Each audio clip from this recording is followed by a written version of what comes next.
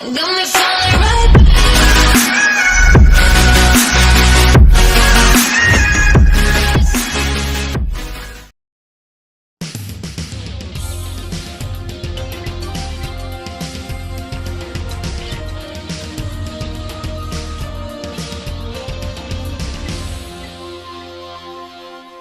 In this section, we're going to explore list boxes, combo boxes, tree views, and some of the more advanced controls you can use in your XAML-based applications.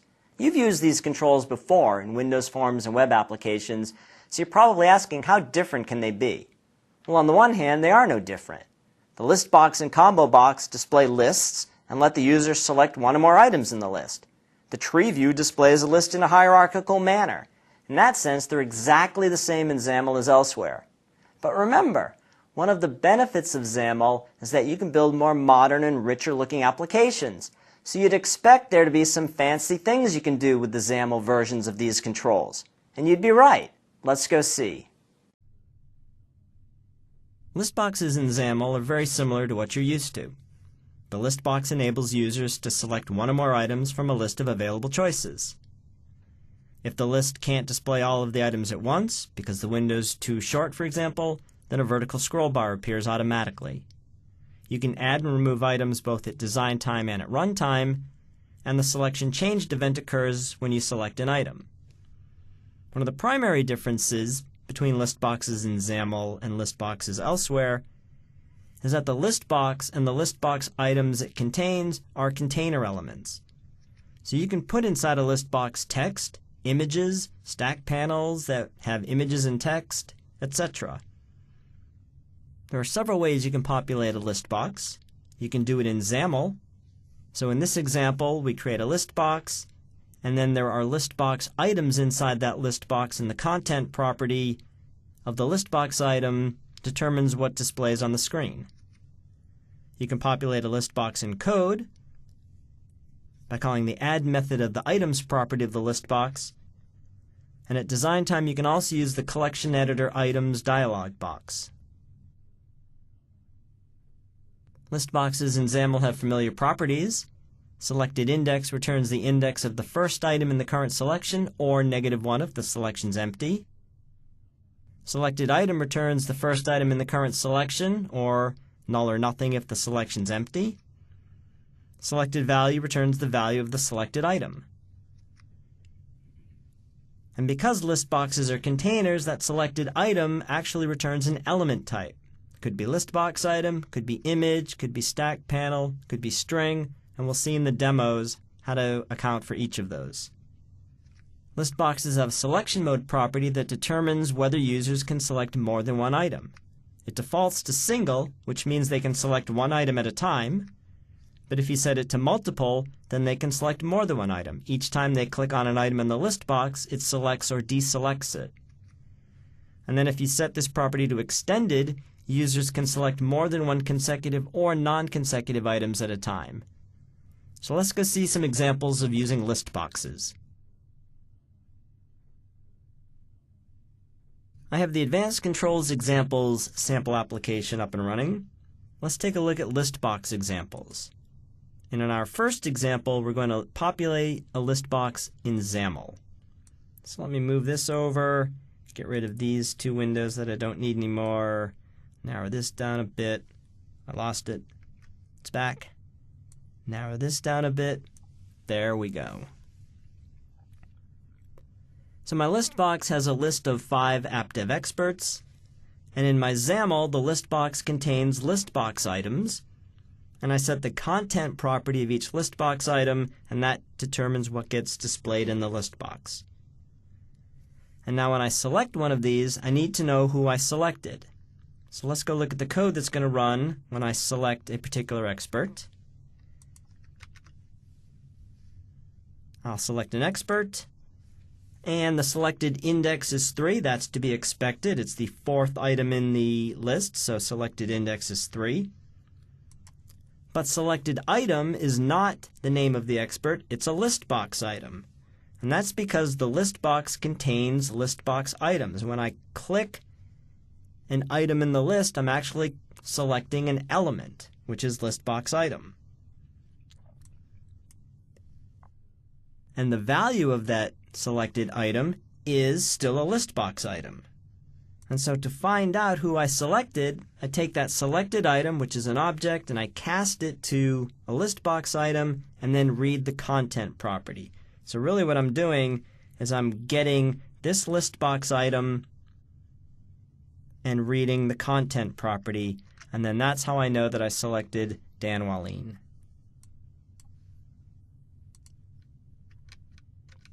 In our second example, we want to populate a list box in code. So let's move this over. I'm going to need to narrow it, get rid of this, and then get rid of these two. Here we are. So notice that in XAML the list box doesn't contain anything, and that's because I'm populating it in code. So let me go over here, select the code, and there it is. In the window loaded event handler, I call expertslistbox.items.add, and then I add the 5 experts. Now that's the same code that I would use to populate a list box in Windows Forms or Web Forms. And now watch what happens when I select an expert. Selected index is what I expected, but because I added strings to the list box, the selected item is now a string, so I can just read the name. Selected item and selected value are both the name of the expert, so I don't have to do any casting or anything, because when I populate the list box in code with strings, it contains strings.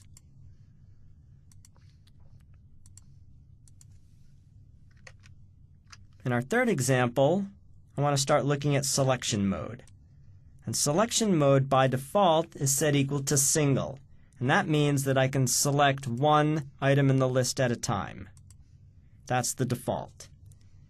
The second option I have for selection mode is setting it to multiple. And if it's set to multiple, then each time I select an item in the list box, I'm either going to select it or deselect it. And now when I click Show Selections, I need to know who I selected. So let's go take a look at the code for that. That is example 4. The selected items property of the list box is the collection of all of the items I selected. So for each item cast to a list box in that collection of selected items, I'm going to read the content property and then build a string. And then I add a comma and a space after each expert, and at the end, remove the trailing comma and string. And then the final example, which is example 5, has selection mode equal extended. And when selection mode is equal to extended, I can select continuous or non-continuous blocks of experts. So if I select an expert and hold down the Shift key, I select everybody in between the first and second expert, or I can select an expert, hold down the Control key, and select multiple experts. And then the code to figure out who I selected is the same. I loop through the collection of selected experts. So setting selection mode to single, which is the default, means I can select one expert at a time. If I set it to multiple, each time I click an expert, I either select or deselect them. And then if I set selection mode to multiple, I can select continuous or non-continuous blocks. So far we've seen examples of displaying names of experts in a list box, but remember, one of the benefits of XAML is that I can build better looking applications. So in example 6, rather than display the name of the expert, I want to display their picture. And now look at my list box. It doesn't contain list box items or strings anymore. My list box contains images, and the source property of the image element points to the location of the image. All of these images are in the images folder. So now what happens when I click on one of these, the selected item and selected value, since they're the same, is an image. And so what I now need to do in code is grab that image and read the source property to determine that I selected Ken Getz. Here's the code to do that. So I'm going to take the selected item, cast it to an image, read its source property, and then look in that source to see if it contains the string Robert Greene, Ken Getz, Don Kiley. These are the names of the images. And therefore, again, when I select Dan Wahlin, for example, I find the image element corresponding to that, read the source property, and I know that I selected Dan Wahlin. In example 7, I decided that instead of just displaying the expert's image, I would display their name as well. So if we look at the XAML for that, I now have stack panels inside my list box. And the stack panel contains an image and a text block. So when I select an image, I've selected the stack panel. So what I need to do is go into that stack panel and find the text block so that I can read the text property. And the code to do that is here. I grab the item I selected, cast it to a stack panel, and then the children property of the stack panel returns the elements inside that stack panel. So basically it returns the image and the text block. And then I can query this. I can use the ofType method and say, bring me back the children that are of type text block. And what that's going to do is bring back the list of all of the text blocks in that stack panel. Now I know there's only one of them, so I can say first or default, and now I have a reference to that text block, so all I need to do is read the text property. And then I know which expert I've selected. In the final example, I decided that instead of displaying the instructor and their name, I would display the picture and the full bio. So let's look at the XAML for this. It's very similar to the XAML we had before. This time, though, the text property is much longer, and I've set text wrapping to wrap, so the text would wrap. But now if I select Don Kiley, for example, I'm going to use essentially the same code to get to the text block. And what I could have done is grabbed the text and looked through the text, but I decided it would be more efficient to add a tag property that just has the name of the instructor. And so now, once I've found the instructor, I can just read the tag property. So what you've seen in this demo is how to display strings, images and strings in a list box and take advantage of the XAML containership model. And then you've also seen the code you're going to have to write in the selection changed event handler to figure out which item was selected in the list.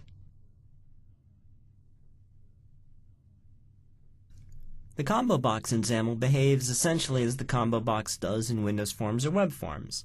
It enables users to select from a drop-down list of available choices. And then a combo box contains a selection box that displays the currently selected value and the drop-down list. And then the users select values from the drop-down list. You can populate a combo box the same way you populate a list box. In XAML, in the Collection Editor Items dialog box inside Visual Studio at Design Time, or in code. And it has the same selection properties as the list box, and it uses the same containership model, so the combo box can contain text, images, and other elements. The combo box has two properties you can use to control what users can do with the text box portion of the combo box. The isEditable property enables or disables editing of text in the text box, and then isReadOnly enables or disables selection-only mode. So that determines whether or not the user can select text in the text box. Both of these are false by default, so you can't enter text or select text. To give the user the ability to select text in the text box, you can turn on isEditable. To give the user the ability to type in the text box, you turn on isReadOnly. Let's go see some examples of using combo boxes. Let's look at some combo box examples. And in the first example, we're going to populate a combo box in XAML. In the previous demo, you saw a list box used to display experts. Here, I have a combo box. So my combo box contains combo box items. The list box contained list box items, the combo box contains combo box items, and as before, I use the content property to display the experts. The user can select one, and then I need to know what was selected. The selected index is 2 because I selected the third item in the list. The selected item is a combo box item, so the selected value of that is a combo box item, and I selected Don Kiley. Let's go look at the code. This code is very similar to the code we saw in the previous demo for list boxes. In fact, except for the fact that we're using a combo box instead of a list box, it's literally the same code. So I grab the selected item, cast it this time to a combo box item, and read the content, and that way I know which expert was selected. Dan Willeen in this case. Okay, now let's see how to populate a combo box in code. Here's the XAML. And if I go down to where the combo box is, notice there's nothing in there. That's because in code, I'm going to populate the combo box with 5 experts. And because I'm adding strings, the selected item and selected value are strings, and therefore no casting needs to be done. In the third example, I want to look at the isEditable and isReadOnly properties. And that's because a combo box contains not only the drop-down list, but it also contains a text box. And so now the question is, what can I do with that text box? So if isEditable is false and isReadOnly is false, which are the defaults, I can't do anything with that text box. I can't type in there.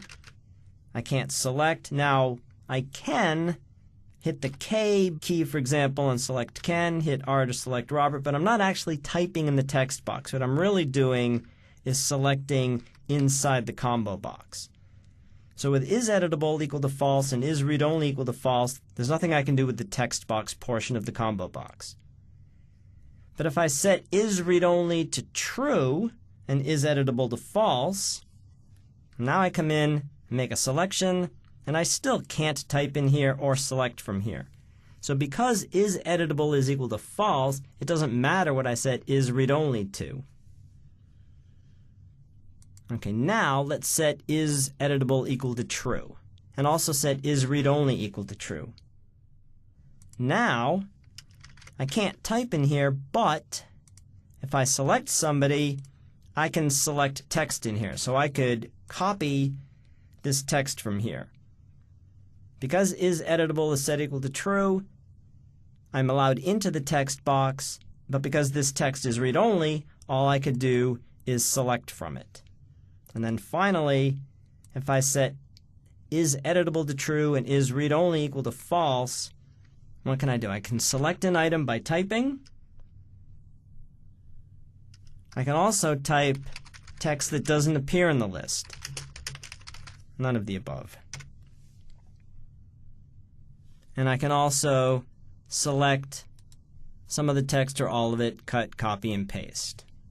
So fairly subtle, but the isEditable and isReadOnly properties control what I can do with this text box.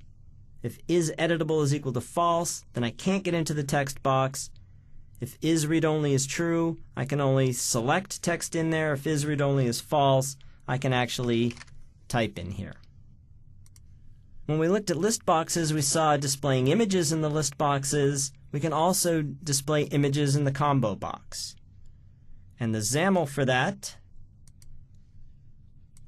looks like this. My combo box contains images. The source property points to the images. And the code I'm going to run to determine who I selected is this. So let's get that combo box back up. Narrow it down a little bit. Oops, wrong way. There we go. And now I can select an image, so I'll select Don Kiley.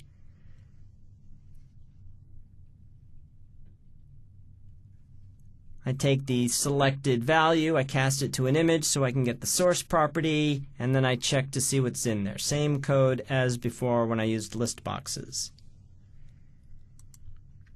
In addition to displaying images, I can display images and text. And again, as before, I have not only the instructor's image, but their name, and the XAML for that is this. The combo box now contains stack panels, and the stack panels contain images and text blocks. And so how do I know who I selected? I know because I cast the selected item or selected value to a stack panel, then I get the children of that stack panel, I query for the text blocks, I go to the first text block, and I read the text. Same code as before when we were looking at list boxes. And then finally,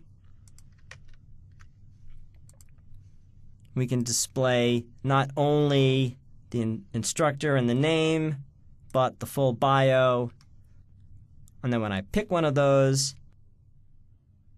I'm going to read the tag property of the text block, which contains the instructor's name. So that is in here. Each text block has a tag property, and I read that. So combo boxes work the same way as list boxes, with the exception of the text box. We saw how you can populate a combo box with strings, both in XAML and in code, and then with images and text. And we also saw how the code to determine which item in the combo box you selected is essentially the same code as you would use in a list box. You can use a tree view to display information in a hierarchical manner, using nodes that the user can expand and then collapse. You can populate the tree view in three ways, just as you could the combo box or the list box. You can do it in XAML. You can do it at design time using the collection editor items dialog box. You can also do it in code. And the tree view contains tree view items, which contain a header and then a collection of items. And then those items can be text, images and text, etc. Here's an example of how to populate a tree view in XAML. The tree view contains tree view items, and each tree view item has a header. So I have 5 experts in here, and I have 3 different groups. Experts whose last name starts A to G, H to R, S to Z. And so to distinguish between group headers and individual items, I add a tag. When you select a node in the tree view, the selected item changed event occurs. And then you can check in code to see if the user has selected a grouping node or an actual item node. And a tree view can contain text, images, other elements, just like the list box and combo box. Let's go see how to use a tree view. Let's look at examples of using the tree view. In the first example, I'm going to populate a tree view in XAML.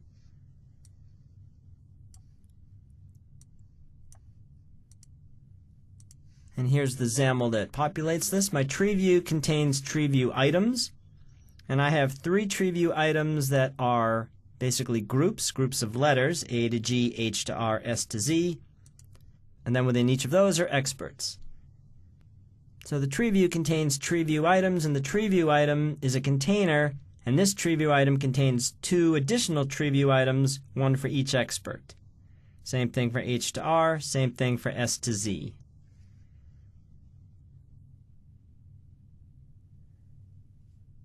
Now in my code, I need to distinguish between whether the user has selected an expert, in which case they've selected that expert as their favorite, or they're just clicking the letters, which should cause the nodes to expand or collapse. And to do that, I've added tags. So before I cover this up, notice that the tree view items for A to G, H to R, and S to Z all have a tag set to group.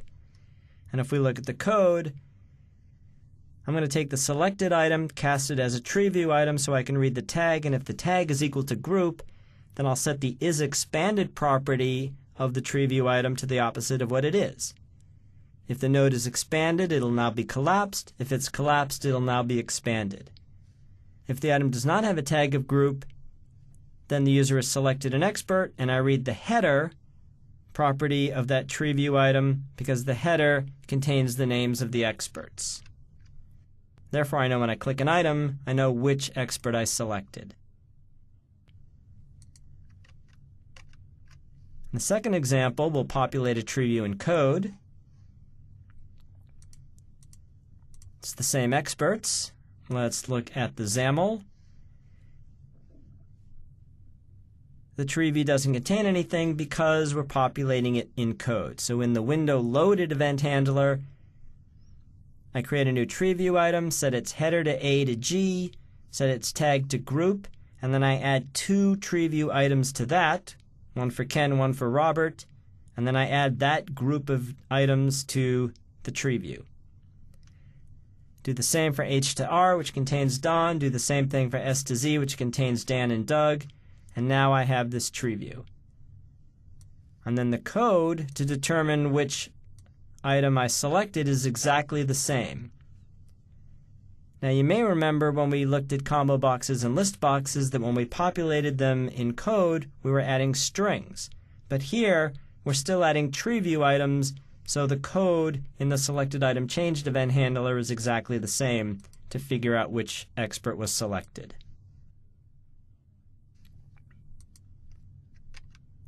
In the third example, I'm going to display images, and notice that when I click on the name of an expert, that expands a node, and that node contains their image. Let's go look at the XAML for this and get the tree view up next to it. So now I have a tree view item for A to G, that's this, and inside that I have a tree view item for Ken, and those both have tags, either a tag of group or a tag of expert. And then inside the tree view item for Ken, I have an image. The tree view item is a container. It doesn't have to contain only other tree view items. It can contain images or other things. And then because I wanted to distinguish between clicking on the instructor's name, which just expands or collapses their node, or clicking on their image, which selects the expert, him or herself, that's why I've got tags. And so if I look at the code, then the first thing I do is check to see, did you click a group or an expert? If so, expand or collapse. Otherwise, you clicked an image, cast the selected item to an image, get the source, and then look inside it.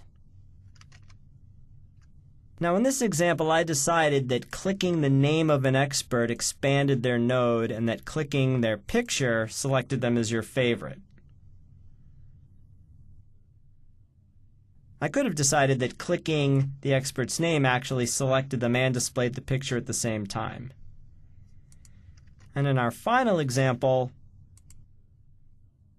inside the node for each expert, I want to display not just their picture, but their bio as well. So let's go look at the XAML for that. So now the tree view items contain stack panels, and the stack panels contain images and text blocks, same as before. And the text block for each instructor contains a tag, which includes their name. And so if I click on this stack panel, then I need to go find the text block so I can read the tag property. And the code for that is pretty much the same code as we saw in the previous 2 demos. I get the stack panel, I get the children property, I query that to retrieve the text blocks, I get the first one, and then I read the tag property. And that way, when I click on an instructor's stack panel, either on the picture or on the text, then I can determine which expert I selected. So what you've seen in this demo is how to use a tree view to display information in a hierarchical manner. And you've also seen how to display not only text but also images in text. And then you've seen that the code you need to write to determine which item was selected is pretty similar to the code you'd write if you're using a combo box or a list box. Promise that you'll catch me.